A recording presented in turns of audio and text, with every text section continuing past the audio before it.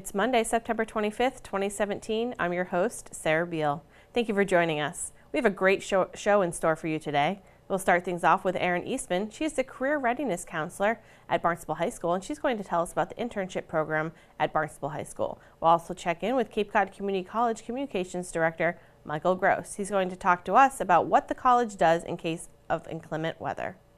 But first, let's get a look at today's top headlines.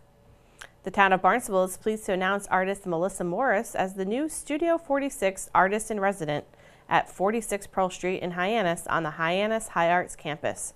Morris intends to offer meditation and yoga classes as well as monthly drawing and painting workshops. The Hyannis Arts Campus Artist in Residence program is an opportunity for members of the creative economy to rent a professional working studio space and gallery. The town of Barnstable encourages and supports local artists with a variety of opportunities to advance in their work and interact with the public. The Artist in Residence program is one of many arts-oriented town programs in the Hyannis High Arts Cultural District, contributing to the lively cultural destination where working artists engage residents and visitors alike in cultural activities. We'll have an interview with Melissa in the coming weeks, so stay tuned for that. The town of Barnstable Department of Public Works invites interested individuals to attend a public hearing regarding planned improvements along portions of C Street and Ocean Avenue in Hyannis. The hearing will be held tomorrow, Tuesday, at 7 p.m. in the Town Hall hearing room. This state-funded project is planned to extend from Main Street to the entrance of Keys Memorial Beach on Ocean Avenue. The hearing will include a presentation providing an overview of existing conditions and potential improvements along this corridor, with opportunities for questions and comments. The Barnstable pump-out boats are in service through Columbus Day weekend, and they will be running Thursday through Tuesday. The pump-out boats monitor VHF channels 16 and 09 during operating hours. Please schedule pump-outs using the email address pumpout@town.barnstable.ma.us, or you can call the Harbor Master's office at 508-790-6273. It is helpful to schedule pump-outs in advance. The shoreside pump-out will be available in Hyannis Harbor as well as Barnstable Harbor through October during daylight hours. Up next, we will learn all about the Barnstable High School internship program with Career Readiness Counselor Erin Eastman. Joining me now is Erin Eastman. She's the Career Readiness Counselor at Barnstable High School. Erin, thank you so much for joining us today. Thank you for having us. So we're going to talk about the internship program that Barnstable High School does. I know, is it in two sessions, in the fall and the spring? Or is full it year. Full year, the students okay. are able to spend a full year at an internship That's site. great. So let's talk about a little bit about the program and what exactly it is. Sure. Seniors at Barnstable High School are able to apply in their junior year to participate in the senior internship program. And they're vetted by their counselors and the housemasters. They pick a site or they choose from a site that we have on a list. They reach out to the site, they interview, and then we arrange everything so they're ready to start in the fall. In the beginning of the school year, they spend about 2.5 weeks with me in the classroom, and they go through the Youth Employability Skills curriculum, which was put together by the Workforce Development Board, Career Opportunities, and the Cape Cod Chamber of Commerce. So they learn a variety of skills related to the workplace. So things like customer service, communication skills. We go over attendance and punctuality, and then they finish that with the mock interview event, which is a great event. They dress for success, they look fantastic, and they go through mock interviews with people from the community, and then they start their internships. Oh, that's wonderful. What a great program. I mean, it's a great way for kids to get used to that kind of being in that environment and understanding, what it takes to be out there and to apply for a job and to be working with the public. So I think that's really great. What are some of the places that kids have interned at? They go all over the place. It's really exciting. They're able to pick where they want to go, and then we establish the place as a site. But we have a number of places that have been taking interns every year. So the fire stations take internship students, Cape Cod Hospital, Cape Cod Rehab.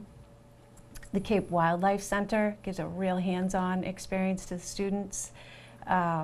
Greenbrier has had some of our students.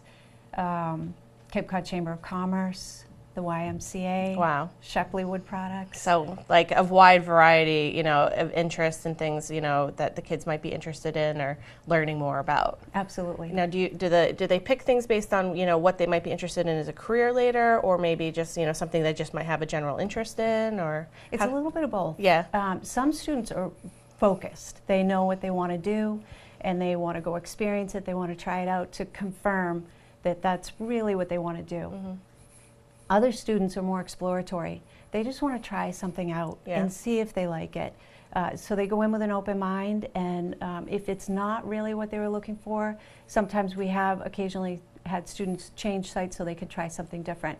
And we do have some students that have split internships where they know they're going to be in one site for half the year and another site for the other half the year. That was going to be my next question. Can they try different things? Absolutely. So that's great. So they can get a little bit of this and a little bit of that. So how does the grading with it work? I mean, do you get feedback from whoever is in charge of them at their internship? Do you grade? Like, how does that part of it work? It's a little bit of both. Yeah.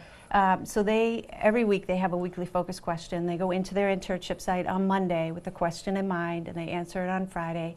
They have projects because this is project-based learning. And they're also evaluated through the work-based learning plan, which is something that interns throughout the state are using. So the work-based learning plan is an evaluation that's done on site with the site supervisor. I usually go over as well. And they evaluate the students on the skills that they learned at the beginning of the year. So attendance, punctuality, communication skills, motivation, taking initiative, being safe on site, things like that. So the students have input, I have a little bit of input, and the site supervisor has quite a bit of input on the work-based learning plan. Yeah, that's good. So it's not just, I'm getting out of school for a couple hours. Right. It's, you do have a goal, you do have things that you're, working towards in the program. So that's great. We had an intern here from their program a few years ago, Brenda McCubry. She was wonderful. She took over and she did our sports for us, and it was great. So great to see her start at the beginning, and she was kind of shy and nervous and not sure about what it was. And then by the end of the year, we'd be like, okay, it's time to do it. And she'd be like, okay, and she'd just jump right up and be on camera and was ready to go and was ready to do, anything that we threw at her. It was so great having her. It was such a great experience. So it is a great program that you guys do over there. So.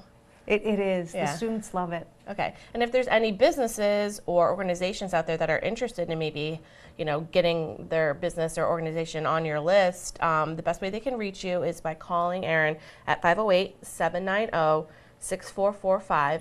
So now we're going to meet some of the students that are participating in the program this year.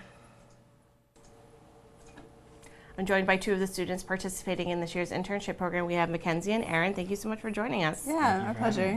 So, Mackenzie, you're going to do your first internship the first half of the year. You're going to be at Cape Wildlife. Tell me a little bit about why you decided to do that. Well, I've been interested in animals for all my life, and I'm just kind of trying to explore my career options outside of high school. Yeah. What kind of things are you looking forward to participating in with the Cape Wildlife? Watching surgeries, I think, would be kind of cool. Handling animals. They have like a baby animal season, so you get to feed little baby squirrels and stuff like that. That's pretty cool. No, I'm excited. Yeah, that's going to be a lot of fun. So, Erin, you're going to be at Cape Cod Healthcare the first half of the year, and you're going to be at Suncorp White the second half of the year. Tell me about what you're planning on doing at Cape Cod Hospital. So at Cape Cod Hospital, we're going to be doing patient transport and running errands for the different fields and floors and specialties at the hospital, getting some experience how to work with patients and handle certain situations. Yeah. So it's going to be a great experience overall. Do you have an interest in the medical field? I do. Yeah. That's excellent. And then the second half of the year, you're going to be at Suncorp White, which does engineering. Yep. So what is that, just another focus that you're interested in? You're just trying to figure things out? It's an industrial engineering company, so I believe I want to enter the field of biomedical engineering. So exposure to both health sciences and the engineering field should be great as we enter college next year. Yeah, it's a good split between the two fields that you're interested in learning about both of them, in your senior year. Definitely. Why did you decide to take part in the internship program this year? Well, I don't know. We've been in high school for 4 years now because we started in 8th grade. So I think it was just something that I wanted to have with me before I go off into college where I'm not in the high school environment. Yeah. How about you? And for me, I built such a strong relationship with my counselor. I already had most of the graduation requirements for high school, and she brought up doing an internship, and she knew of my interests of the health sciences and engineering fields, so she recommended to me to Miss Eastman, and we talked about doing an internship at the hospital in Suncorp White. That's awesome. Well, good luck this internship season. Thank you very much. Thank you. Joining me now, we have Sophia, Sam, and Laurel, and they're also doing internships through the Barnstable High School. So, Sophia, you're going to be at Hyannis Animal Hospital. Yeah. Tell me a little bit about why you wanted to be there. Well, I've always loved the sciences, and I love animals too. So I'm not really sure what I want to do when I grow up, but I figured maybe Hyannis Animal Hospital would like help me figure out like what I wanted to do, since it's the best of both worlds. Yeah, that's a great place to start. Yeah. So, Sam, you're going to be at Cape Wildlife, just like Mackenzie. What was your interest in going to Cape Wildlife? Well, my mom, she visits there all the time, and I go there with her, so I'm really interested in helping out, wildlife and stuff. That's cool. Very cool. And Laurel, you're going to be at Cape Cod Healthcare and Cape Cod Rehab. Yes. So tell me a little bit about why you chose those. I know I want to go into the medical field, but I'm not exactly sure what I want to do. Yeah. So I wanted to have two sites that offer me an opportunity to explore different parts of the medical world and hopefully find my interests, what I want to do with my life. Yeah. And now when you're at Cape Cod Hospital, we be doing kind of the same things that Erin's going to be doing? Yeah, Erin and I will be working together at Cape that's Cod great. Hospital. Great. Very cool. So why did you want to get involved in doing an internship your senior year? Well, I feel like in high school sometimes you don't always get like the outside world experience. So I felt like this would be a really good way for me to get some actual work experience going into college, and also some more experience like just having a job and something like that. Okay. How about you, Sam? Well, I know I'm interested in sports, and I just want to figure out other interested and see if I'm interested in wildlife and continuing that in college. Yeah, just expand your horizons a little bit, learn about something else. Very cool. How about you, Laura?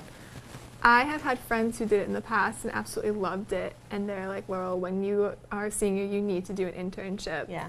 And I've also taken most of the classes that I wanted to, so this is another way to get more learning that I wanted and just have more experience before I go off to college. Graduate. That's great. That's wonderful. Well, thank you guys so much for coming in and telling us about what you're going to be doing for your internships this year. Thank you for having us. Thank you. Thank you. Next, we chat with Cape Cod Community College Communications Director, Michael Gross. Joining me now is Cape Cod Community College Communications Director, Michael Gross. Michael, thank you so much for joining us today. Oh, you're welcome. Happy to be here. Coming down to the studio. Oh, absolutely. You know, we had Dr. Cox last week, and now we've got you in studio. It's a whole new thing. And look at that. It is for me because I'm usually on the phone, Yep. so it's nice to be here. So we're going to talk about, you're always worried about weather, school closings, all that kind of stuff. So we're going to kind of go over what the college does in order to make the decision whether they're going to close, how they get the information out, and all that kind of stuff. So Absolutely. It's a challenge, there's no question. I'm the person that doesn't make the decision, but I have to tell everybody what the decision is. And I sometimes think they shoot the messenger. So maybe I can help a little bit today. The biggest challenge that the college has is that we cover an area that most people don't think is as big as it really is. The college is now accepting students all the time from all the way up to Duxbury, all the way over to New Bedford, up into East Bridgewater, and then of course way down Cape. And so you have all of this huge region, and the interesting thing is it doesn't all have the same weather. Yeah. And that's when things get dicey. We generally are looking at National Weather Service words, and you have warnings and then you have watches. When the National Weather Service puts out a watch for some kind of horrible weather coming our way, all right, that gets our attention. Now we begin to take a look at those reports. We work with our facilities director, we work with our public safety people, and we work with the academic individuals and authority, because we need to know in what pattern, what sort of group of classes might be impacted if we have to change the college status. Once it gets to a warning, that's a real hard and fast time to look and say, okay, they're getting serious about this, we need to too. Right. And generally when a warning is issued, we're now going into a real decision-making mode. And the question is really going to become, can we keep our campus area safe? Can people come across the walkways? Can they park their cars? When we're talking about snow, how quickly is the snow going to come? How much can we plow? We don't have a huge group of people in our facilities area. We don't have a whole lot of plows on standby that are just going to clean it all out. Right. So that really does make an impact for us. So the question becomes, how can we keep the campus safe? And if we really feel it isn't with weather blowing branches down, making it difficult to walk around the campus, then the decision has to be made. Yeah, as most people should know that Cape Cod Community College is kind of an open campus. You know, you're walking across a courtyard to get to your classes. So, I mean, that is a big factor. It's not like it's all enclosed and you're in one building and you move about. So, and our parking lots are all around the outside. Yep. You've got a fair hike to get up into the campus, and those walkways are all cement, and all of that factors into, you know, do we need to close the college if we're open? Or early in the morning, you know, how long can we wait before we have to make the decision to really close it down or not open for the day? It's a decision that's made collectively between academics, between our facilities, between our public safety, certainly with President Cox involved. And we also are always consulting with our state police, see what the roads are like around us. It's a real collective decision. Yeah, it's an important decision. You want to... And it's never right. No, yeah. I say that happily, but in all honesty, with such a wide geographic area, I've been with the college now almost 23 years. There have certainly been days when I have bright sunshine right in the middle of West Barnstable, and the people in Plymouth think I'm out of my mind. It's snowing like crazy, and there's a blizzard up Route 3. Right. And we're like, yeah, but down here. And so one of the things we do tell people is if you have a question, call our college hotline. 508-375-4070. I'll say it again, 508-375-4070. That's the very first place I record any change in our college status. And that goes along with the same way that if you happen to hear something on the radio, and we love our people in media, and see something on the television, use that as a prompt to call the hotline. Because many times you're not really reaching people on the air at different times, especially early in the morning. Their staff's not there.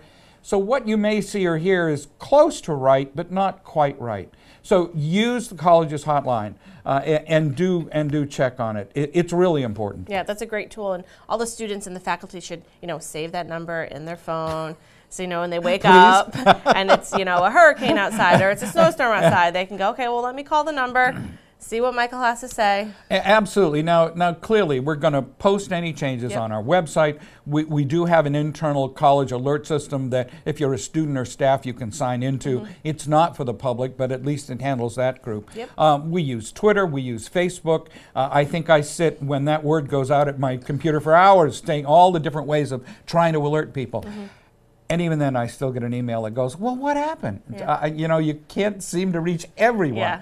But I think if the public is aware, and we have so many events that people are coming to. If you have an event that's in the evening at the college, and we've closed early in the morning, or maybe we didn't open, it's possible, if the weather brightens up, that we'll open later in the afternoon or evening. So check that hotline. It will tell you what the college status will be. That's great. That's so great that you have that. It's a great great tool. I mean, that's just perfect. It's like, if you want to know, call this number.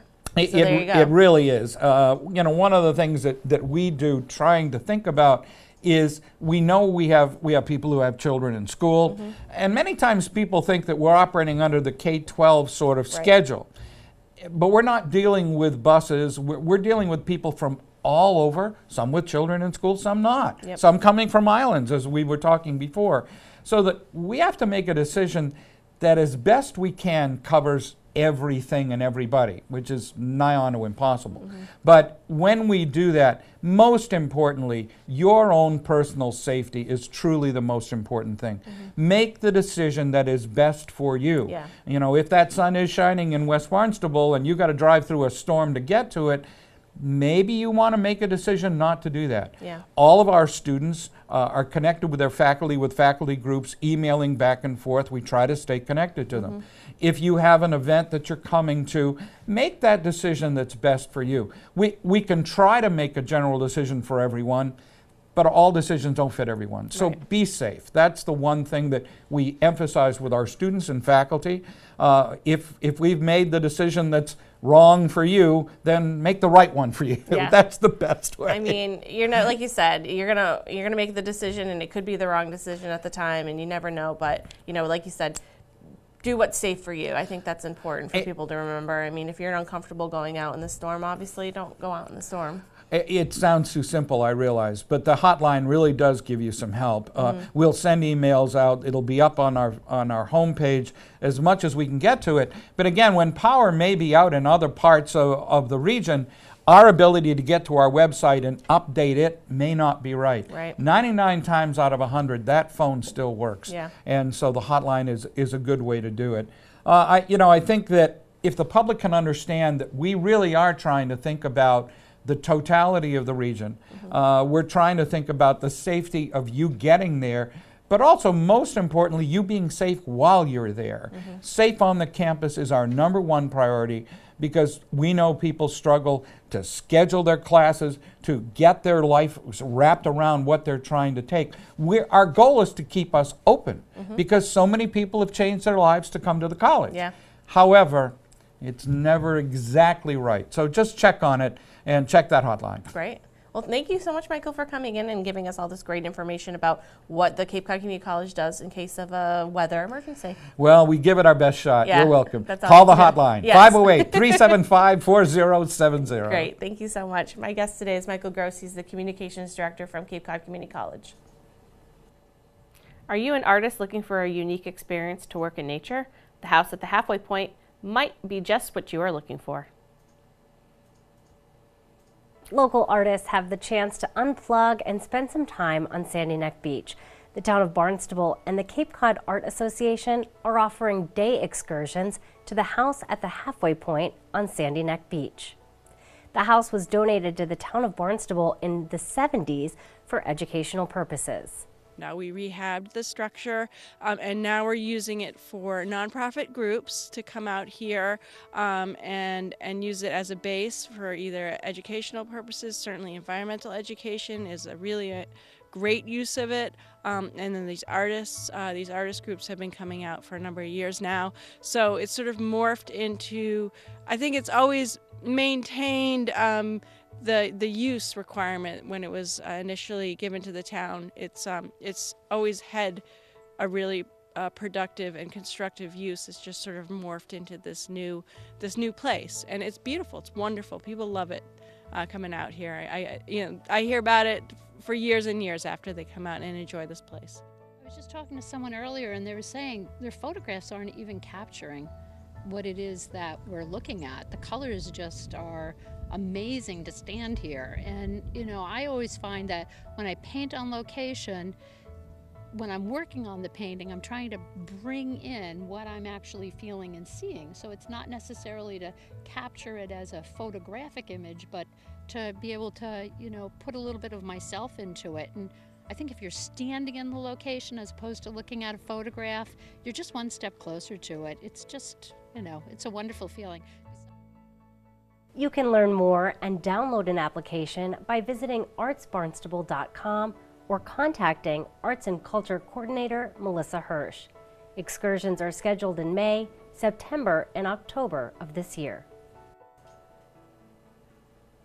Now let's find out what's happening around town in today's community calendar. Are you a member of the Barnstable High School class of 1977? If so, your 40th high school reunion is just around the corner. The reunion will take place on Saturday, October 21st at the Cape Codder in Hyannis. There will also be a meetup on Friday night, the 20th, as well as a golf outing on Saturday afternoon. For more information or to sign up, go to www.eventbrite.com and search for Barnstable. The Bruins Academy Learn to Play Hockey program is coming to the HYCC. The program will run over 4 Saturdays in October and November and is available to boys and girls ages 4 through 9. For a registration fee of $100, the program includes a full set of CCM equipment, which includes skates, a professional personalized fitting, and 4 weeks of on-ice instruction led by certified coaches. To learn more and sign up, visit www.bostonbruins.com/learn-to-play. Here's a look at this week's board, committee, and commission schedule.